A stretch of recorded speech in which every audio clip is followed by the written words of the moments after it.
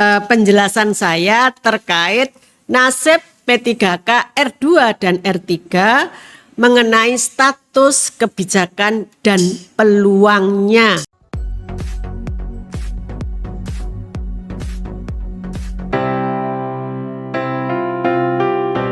Ya, banyak Pemda yang sama sekali tidak jelas ya dalam membicarakan nasib R2 dan R3 dan bagaimana pengusulan menjadi pada waktu. Namun untuk BKD ini, yaitu BKD Jawa Timur, ini sudah jauh-jauh hari membicarakan nasib R2, R3 dan bagaimana mekanisme dan arah kebijakan pengusulan R2, R3.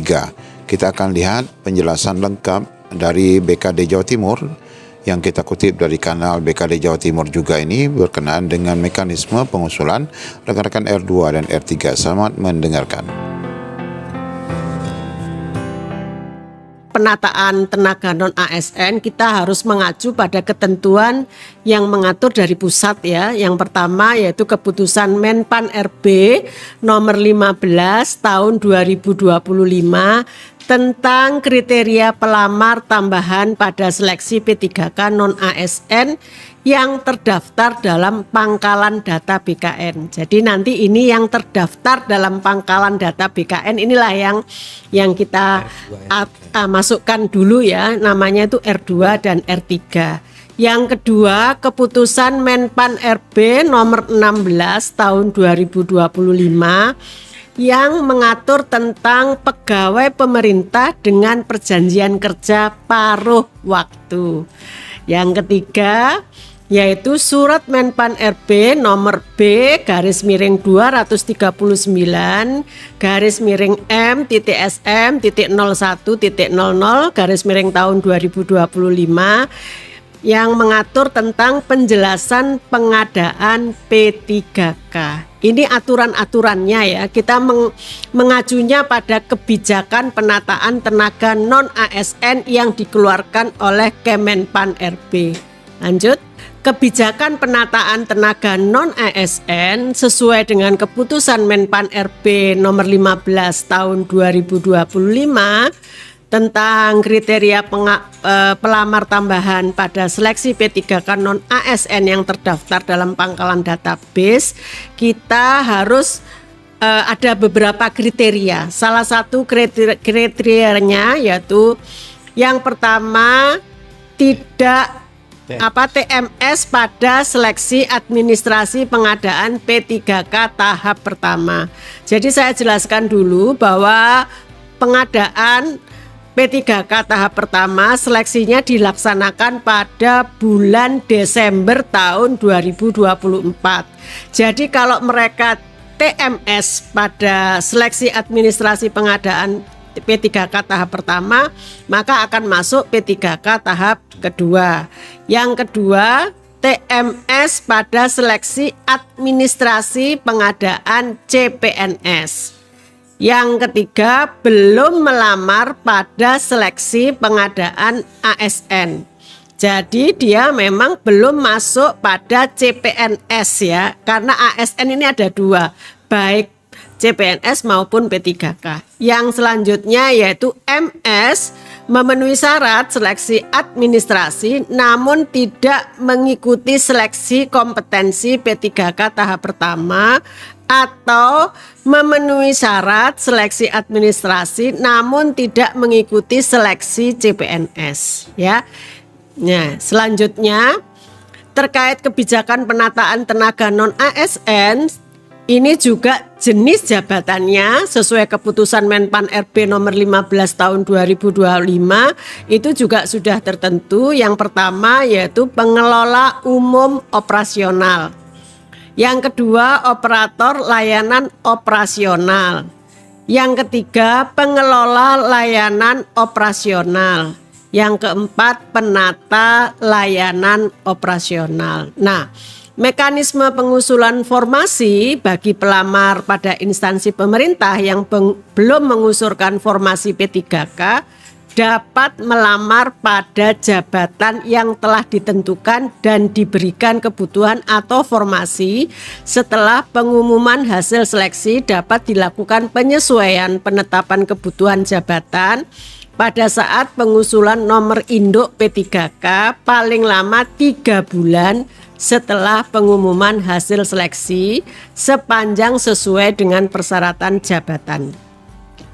Nah, konsep P3K paruh waktu sesuai keputusan Menpan RB nomor 16 tahun 2025, P3K paruh waktu adalah pegawai aparatur sipil negara yang diangkat berdasarkan perjanjian kerja dan diberikan upah sesuai dengan ketersediaan anggaran instansi pemerintah.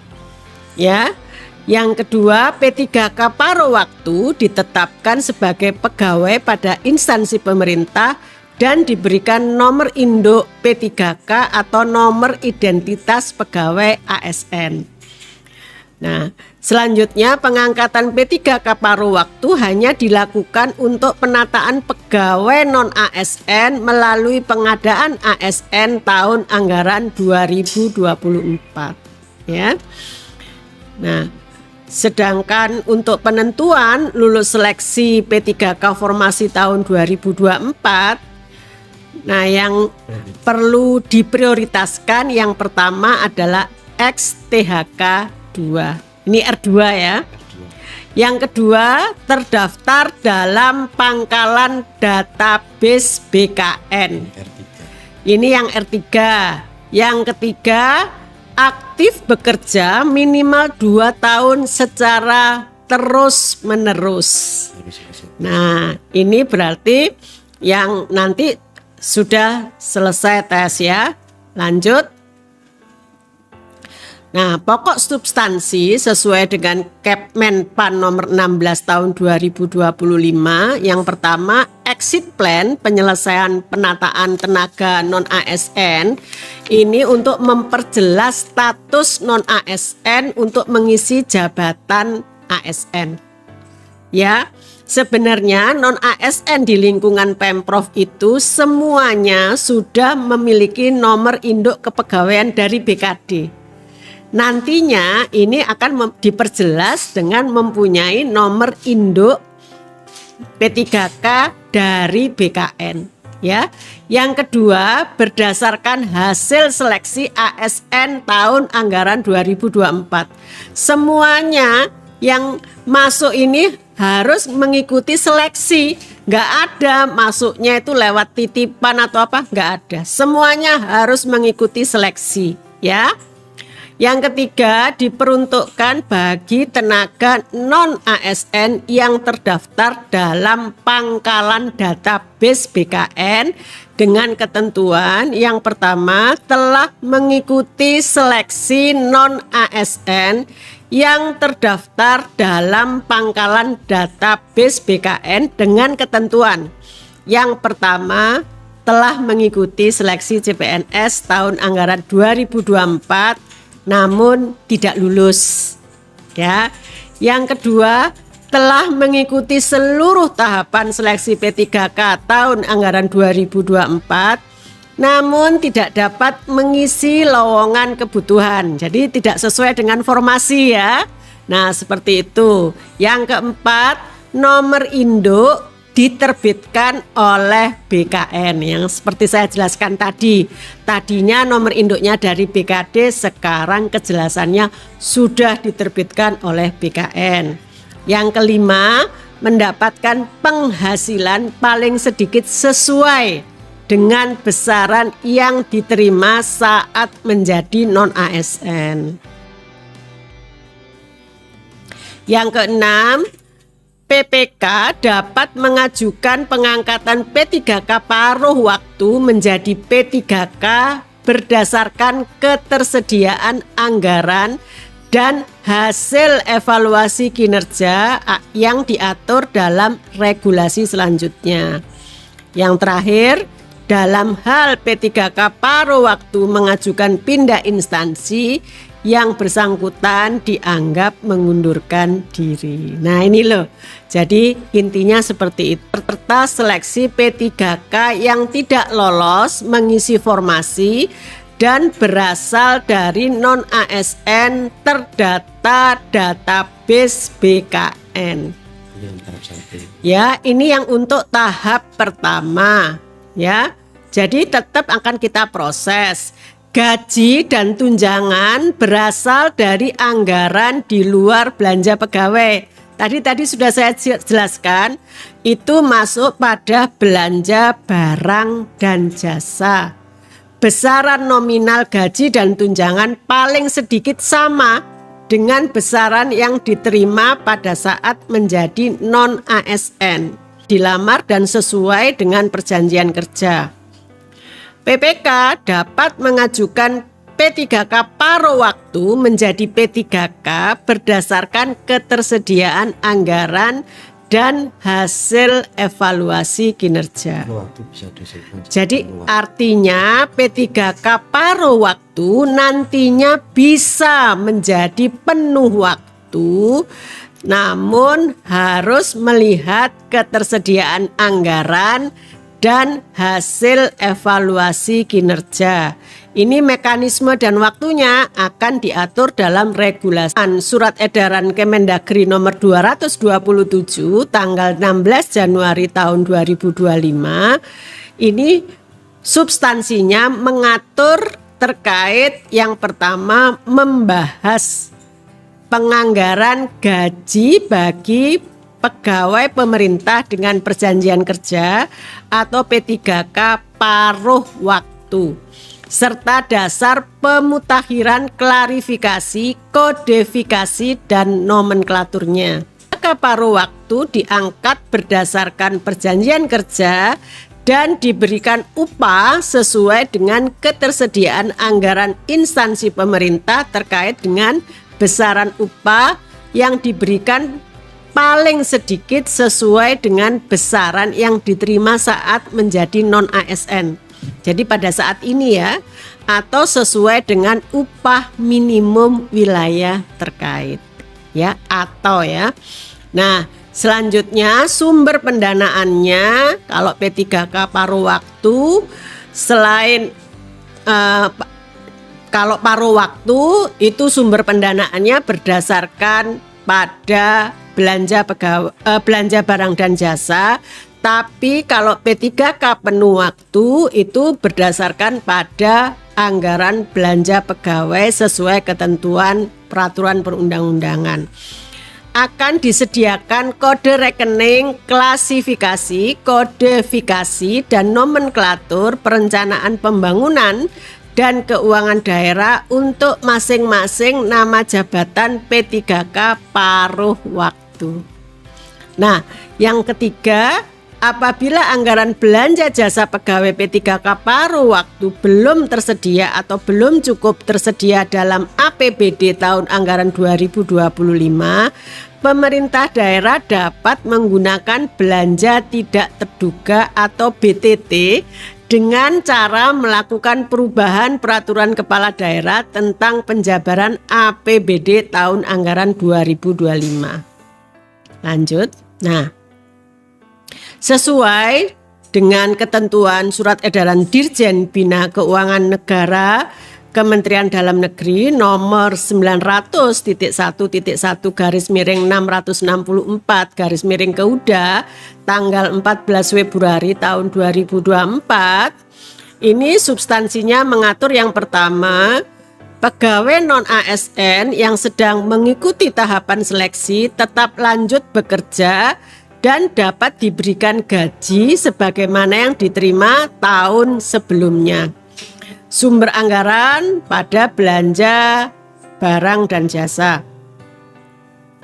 Yang kedua, dalam hal terdapat pemerintah daerah mengangkat pegawai non-ASN atau nama lainnya selain pegawai ASN yang tidak sesuai ketentuan peraturan perundang-undangan, maka tidak diperkenankan mengalokasikan pendanaan gaji untuk non-ASN yang bersangkutan.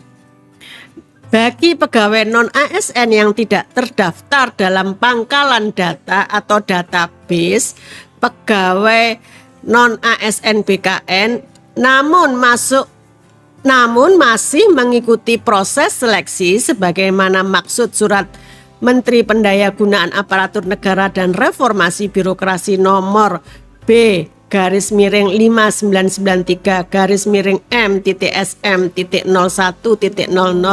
tahun 2024 dapat dilakukan pengalokasian dan pembayaran gaji pegawai non-ASN dimaksud. Selanjutnya kita juga pernah mengeluarkan surat Kepala BKD, jadi surat Kepala BKD Provinsi Jawa Timur tentang penganggaran gaji bagi P3K penuh waktu, paruh waktu, dan pegawai non-ASN. Yang pertama, perangkat daerah dilarang mengangkat pegawai non-ASN atau nama lainnya selain pegawai ASN. Ini berdasarkan Undang-Undang Nomor 20 Tahun 2023 Pasal 65. Yang kedua, perangkat daerah tetap menganggarkan gaji dan tunjangan melalui belanja jasa bagi pegawai non-ASN yang sedang mengikuti tahapan seleksi P3K dengan jumlah besaran nominal sama dengan yang diterima sebelumnya dan juga tetap bisa bekerja sesuai dengan jabatan yang diampu sebelumnya. Yang ketiga, bila terdapat organisasi perangkat daerah yang mengangkat pegawai non-ASN atau nama lainnya selain pegawai ASN yang tidak sesuai dengan peraturan perundang-undangan sebagaimana dimaksud dalam Surat Edaran Menpan tanggal 12 Desember tahun 2024, maka perangkat daerah tidak diperkenankan untuk mengalokasikan anggaran gaji berupa apapun untuk pegawai non-ASN yang bersangkutan. Yang terakhir, tenaga non-ASN yang di luar database BKN yang masih mengikuti seleksi P3K tahap kedua dapat dilakukan pengalokasian dan pembayaran gaji pegawai non-ASN dimaksud. Jadi seleksi P3K tahap 2 ini dilaksanakan pada bulan Mei tahun 2025. Ya, ini yang di luar database BKN. Lanjut. Nah, sudah selesai. Itulah penjelasan saya terkait nasib P3K R2 dan R3 mengenai status kebijakan dan peluangnya untuk menjadi P3K, ya, baik itu penuh waktu maupun paruh waktu. Ya, terima kasih.